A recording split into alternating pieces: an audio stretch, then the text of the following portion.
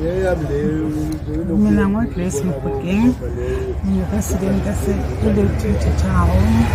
Ngizelana ukuthi kukhona umntwana walapha kithi uyewasha washiswa umsebenzi amanzi bamfaka emanzini wathi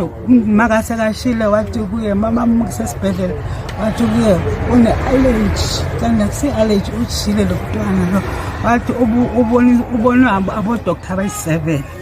and kungekho lento le ayisho kanjalo bamukisa elona eFar East mabambona nakhona wathola ukuthi lo mntwana ushile bathola ukuthi ashile walala esibhedlela umntwana akakwazi ukukhuluma akakwazi ukwenza next kufanele ukuthi yena asimfuni lapha asihlele khona nathi ngoba kuzosuka abulala nabanye ngoba lento eyenzayo uyaphuza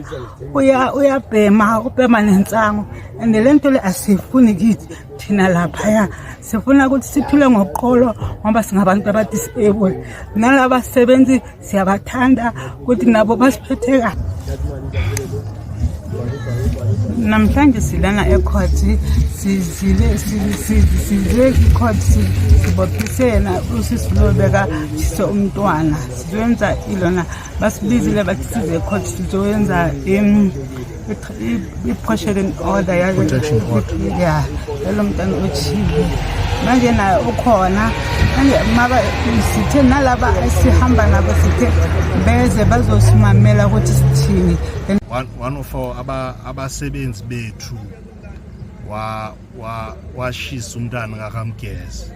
so ke ama residents awekho happy ukuthi uwinile case yakhe eCCMA wathi makabuye emsebenzini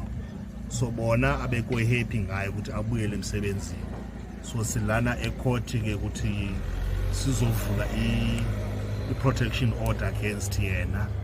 sikhaphe omnye wama-residents wethu lo omvulele yona ngasifika la ecourt amaphepha abawatholi